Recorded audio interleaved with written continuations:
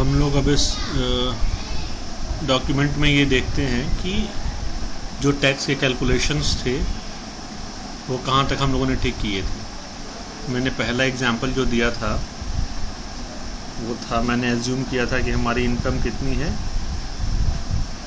Let me see once, मैंने assume किया था कि हमारी इनकम है 7 लाख रुपए। ठीक,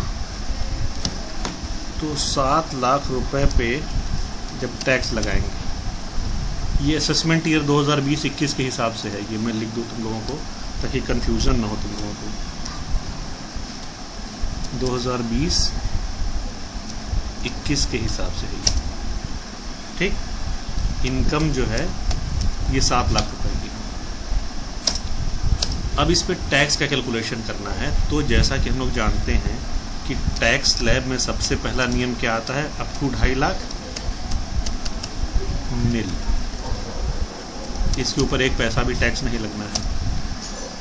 अगले 2.5 लाख से लेके 5 लाख तक कितना है, 5%।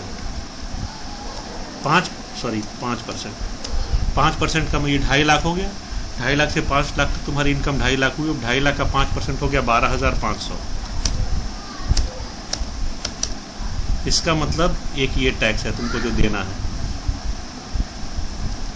इसको अलग कर ले हम लोग, ठीक, या इसको कलर कर ले, बल्कि अलग ही कर ले। चलो, उसी तरीके से फिर 7 लाख इनकम मानी है मैंने, तो 5 लाख तक तो हो गया। अब बचा 2 लाख और, तो 5 लाख से 7 लाख तक, 5 लाख से 7 लाख तक 2 लाख है। इस पे जो तुम्हारा रेट लगेगा वो लगेगा 20%। 20% लगेगा, तो इसका मतलब हो गया तुम्हारा 2 लाख का 20% यानी 40,000 रुपये। तो 12,500 पहले और 40,000 ये, तो तुम्हारा टोटल टैक्स कितना आ गया। इन दोनों को अगर हम इंक्लूड कर दें तो हमारा टैक्स आता है 52,500 रुपये का।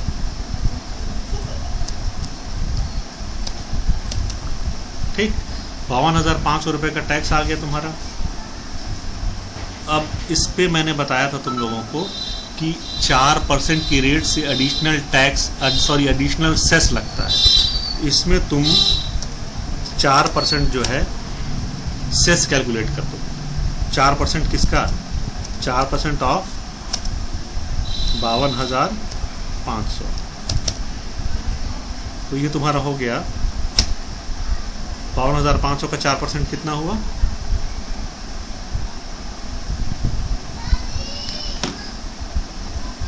52,500 का 4% निकालो,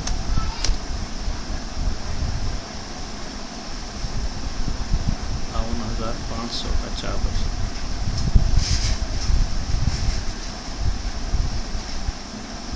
$2,100। इसका मतलब 52,500 प्लस 2,100, ये कितना हो गया तुम्हारा, 54,600 हो गया शायद। एक मिनट में मोबाइल कैलकुलेटर ऑन करता हूँ। ये हो गया तुम्हारा 52,500 प्लस 2,100,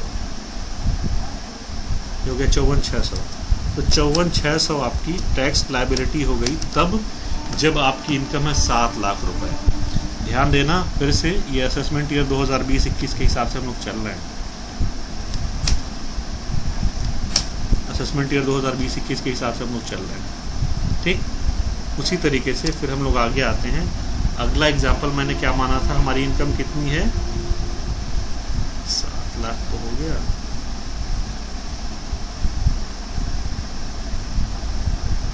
7 लाख के बाद मैंने माना था 12 और 4.5, 12 लाख पे हम लोग निकालते हैं। 12 लाख पे, 12 लाख पे भी वही नियम तो शुरुआती वही है ना, अप टू 2.5 लाख, सॉरी,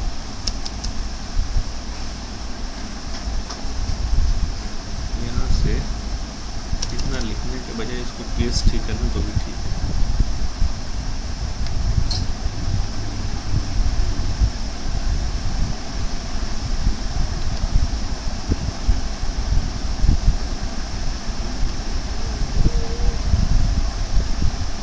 ठीक, 2.5 लाख तक नील, 2.5 लाख से 5 लाख तक 5% तो हो गया 12,500। अब फिर उसके बाद से कहानी आती है 12 लाख में आपका 5 लाख के बाद 5 लाख और बचता है। 5 लाख से 10 लाख तक का रेट है 20%, तो 5 लाख से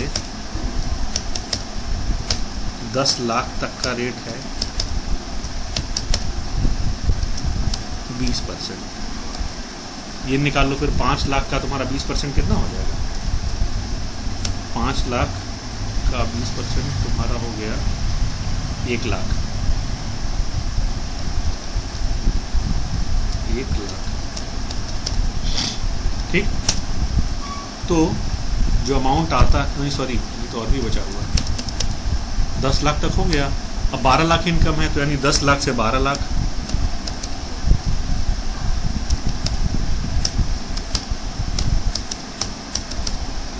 ये तुम्हारा आ गया 30% के स्लैब में।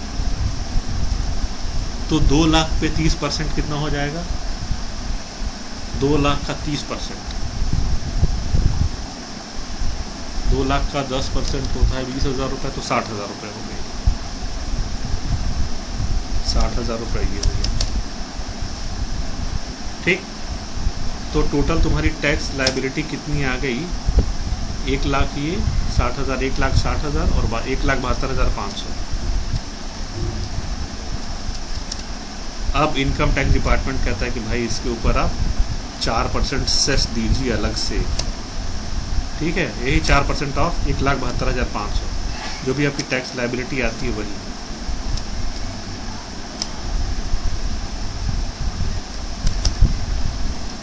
तो ये कितना हो गया आपका? 1,72,500 का 4% कितना होगा?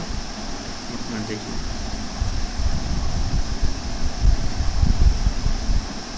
1,72,500 का 4%, 6,900। 1,72,500 प्लस 6,900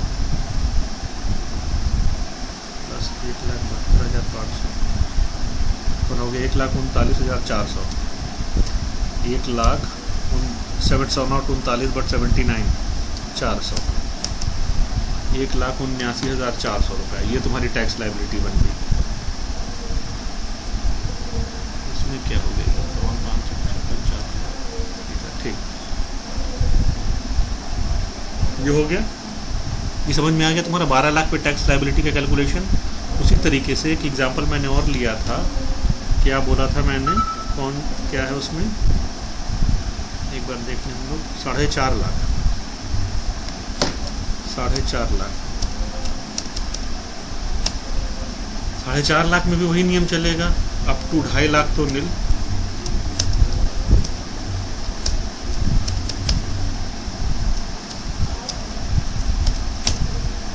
ठीक, अप टू 2.5 लाख नील।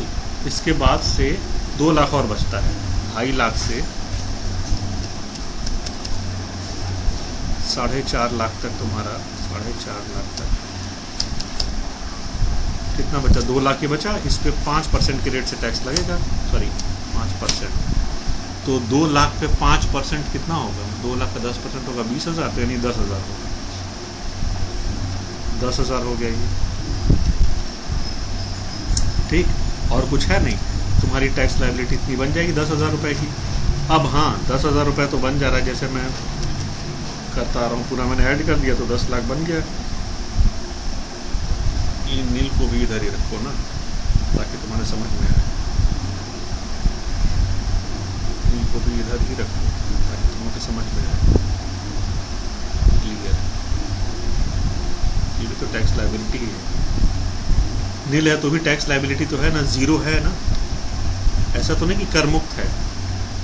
2.5 लाख तक ये कर मुक्त नहीं है, इसको कहा जाएगा नील है ये, इस पे टैक्स जीरो लगा है।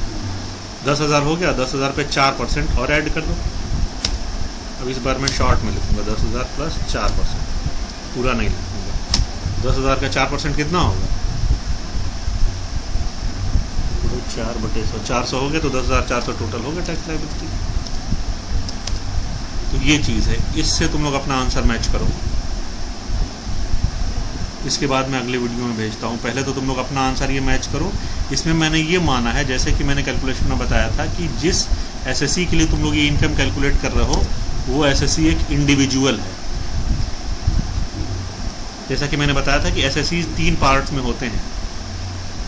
एसएससी 3 तरीके के हो सकते हैं, या तो एसएससी वो इंडिविजुअल होगा जिसकी उम्र 60 साल से कम है, जो ये केस है, या फिर हो सकता है एसएससी जिसकी उम्र 60 से 80 के बीच में हो, दूसरा केस, और या फिर हो सकता है एसएससी जिसकी उम्र 80 प्लस हो, तीसरा केस। लेकिन दूसरा और तीसरा केस अभी हम लोग यहाँ नहीं पढ़ रहे हैं। इस वीडियो में हम लोग, सॉरी इस लेक्चर में, ये वीडियो तो है नहीं, इस लेक्चर में हम लोग सिर्फ और सिर्फ पहला केस देख रहे हैं।